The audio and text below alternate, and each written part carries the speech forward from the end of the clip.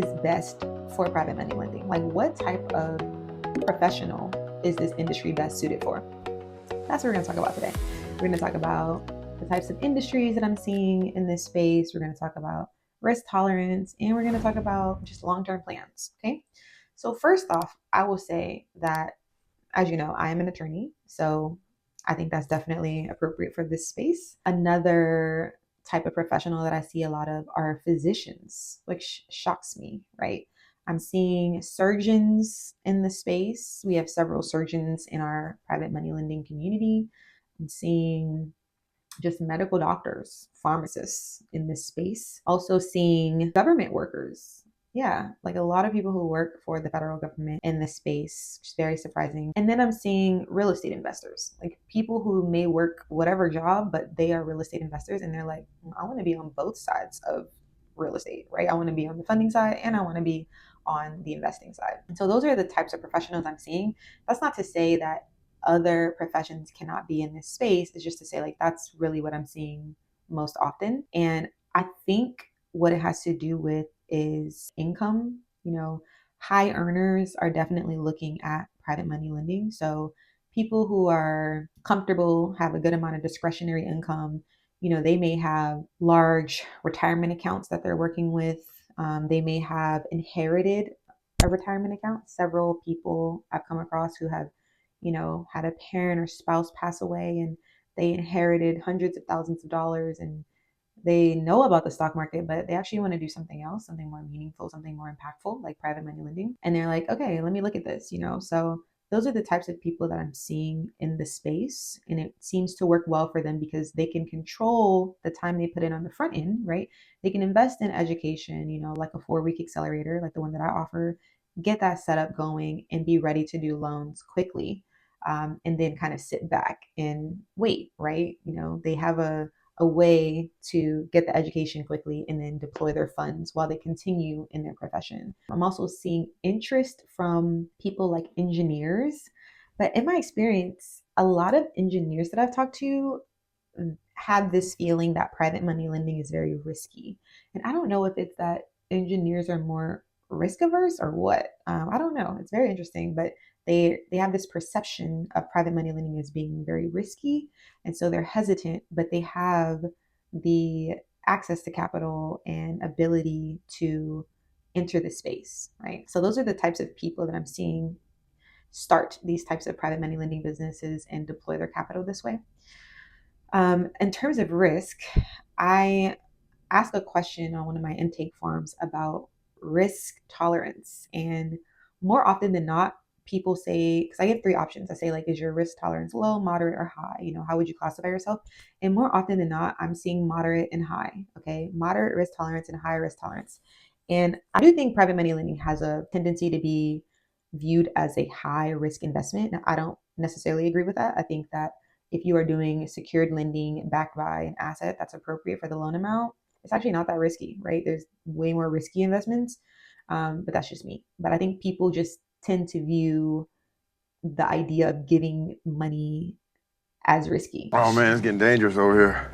A lot of people will mark moderate or high, and in working with them, I am seeing like they tend to have a higher risk tolerance. People who tend to have a lower risk tolerance, it's not that they don't enter the space, it's that they're just much more cautious. So like I had a student, she marked her risk tolerance as low, and the way that I saw that manifest was in how she set things up. So like she asked a lot of questions, which is great, love that.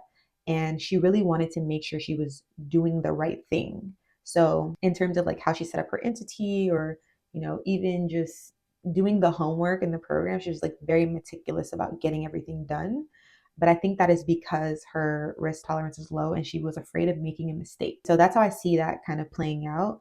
These are the people who come to office hours more, right? They want to make sure that they're doing a good job. They want to make sure that they're doing due diligence properly and they're not missing any. And so that's how I see the lower risk tolerance show up. The other people, they just be doing whatever. No, I'm just kidding.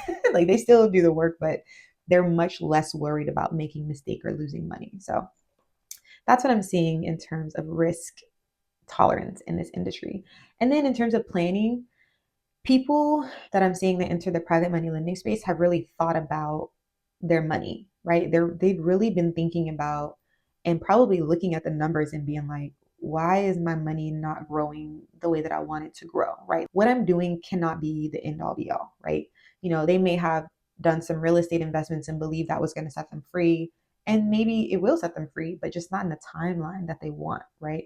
Or maybe, like we talked about before with the retirement thing, they had never considered something like private money lending until they realized they're not going to meet the deadline that they want on the path that they're on. And so they're like, I need something more aggressive, but something that doesn't take up a ton of my time, right? I'm seeing those types of people. So they're really thinking long term and like, wait a minute, like, is the vehicle I'm investing in going to get me to where I want to go as fast as I want to get there? Those are the kinds of questions that they're asking before they enter this space.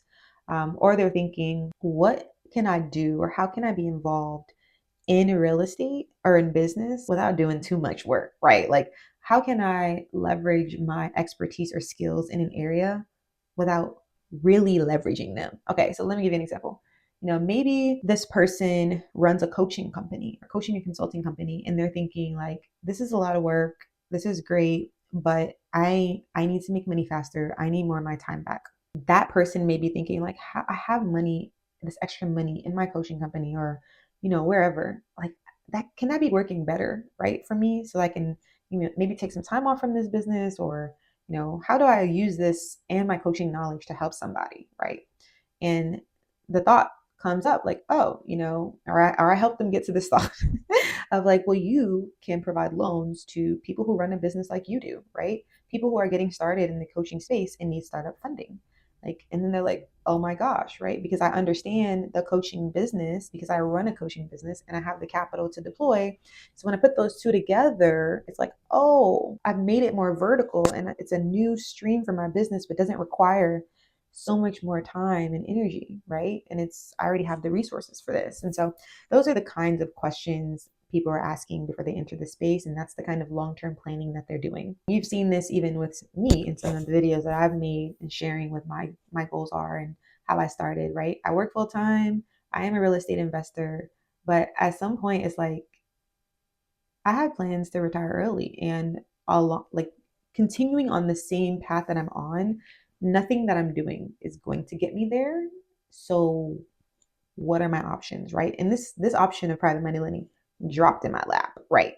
So what a blessing. And so I was having those thoughts, but not really seeing anything in the investment space that I felt comfortable pursuing until this came along. And so if that's kind of where you are and the kind of thoughts that you're having, it may be something worth considering, right? We have a free course that you can definitely enroll in, learn more, get started, playlists on YouTube, you can learn more and just take a look and see, like, if I am in that mindset of thinking about, okay, how can I make my money work more and better for me and faster for me without giving so much more of myself and my time? Like, if those are the thoughts you're having, take a look, do some exploration. Let me know what you think. And yeah, we'll talk soon.